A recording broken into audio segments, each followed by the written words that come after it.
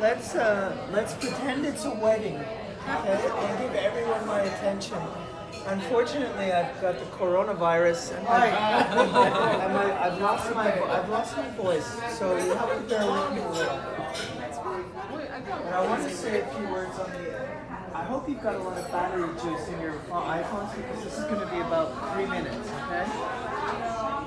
I wanted to say a few words about my mom tonight on her birthday, but I don't just want to celebrate her 83rd birthday, which it is. I also want to celebrate her 100th birthday tonight. Because let's face it, who knows where we're going to be in 2037, 17 years from now when she turns 100. Okay?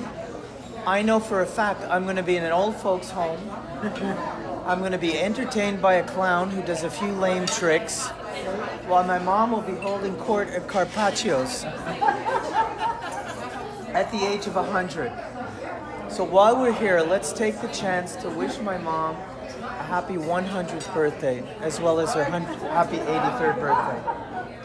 But before we eat our dessert and do a toast, I want to say a few things about my mom that you probably don't know, and I'll tell you why.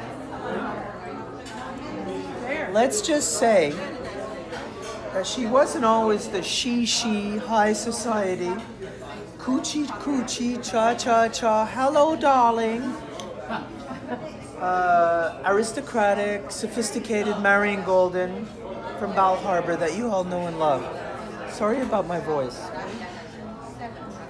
Before you came along, before all you people came along, Harold from Zimbabwe, Bacha from Israel, the Friedmans from Westmount. Well, never mind. Friedmans from Westmount. Before you guys came along, there were only really two people in her life. There was me and her pride and joy, the love of her life, Tanya, my sister. Now, as kids, we lived in a small 2-bedroom apartment that's smaller than our living room is now, right? And it was a 2-bedroom apartment. I had a bedroom, she had a bedroom, and my mom slept on a fold-out cushion on the middle of the living room floor so that we could have a bedroom, that we could each have our own bedroom. Our view of our bedroom. McDonald Avenue. Our view from our bedroom was a fence, and on the fence, every night we heard cats mating. Okay? And they were howling and mating, and there were burglars that would hang around, and they would invade apartments, and they even came into our apartment, and they stole a pocket calculator, which at the time was just invented, and that's what burglars used to steal. That's where we used to live. Okay? And it's a far cry from the Bal Harbor Towers and the beautiful vista of the Atlantic Ocean that she sees every day. You have to bear with me because I'm not feeling well.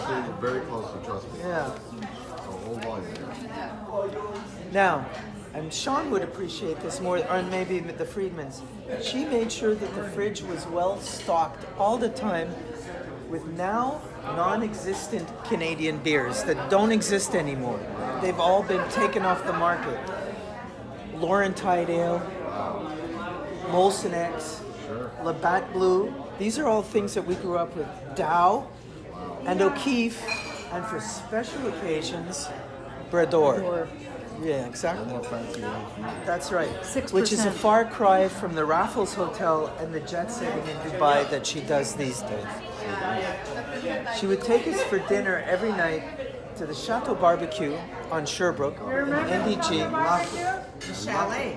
No, Chateau. Chateau. It was a pizza restaurant, which closed about 10 years later after a crazed gunman walked in and shot dead the entire kitchen staff in what the police called a settling of accounts, which is a far cry from the Palm, and Carpaccio, and the Forge, which have different kinds of settling of accounts. Okay? Believe it or not, maybe some of you know and some of you don't, she used to work as a sales clerk in a shopping mall. Geralda, did you know that? The sales clerk one I did not. We'll go far. The other one I did. She worked as a sales for Cacharel. It was called Cacharel. I know Casherelle. That's where you live. Seymour Bloomer. I knew very I well. managed the store. And then for many years afterwards, she worked as a dental assistant, That I knew. putting on her antiseptic white uniform every morning and took the 65 bus up, You remember the 65? What are you up to the laughing I office, know this like the back of my head. up to the office on Côte de Neige Boulevard. Sure. To and from during blizzards and snowstorms. You know blizzards and snowstorms. Why today?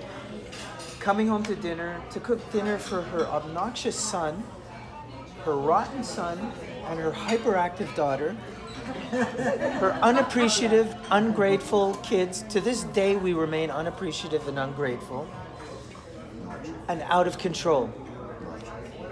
Which is a far cry from the Jaguars, the Bentleys, the beach, the private Alan Spaulding jet that she takes, and from coming home for dinner every night to the world's nicest man, Donald Golden. Very nice. Yeah. But then life changed completely. She traded in her book of bus tickets. Sorry. She traded in her book of bus tickets to buy a Pontiac Ventura. Yes. You remember Pontiac Venturas?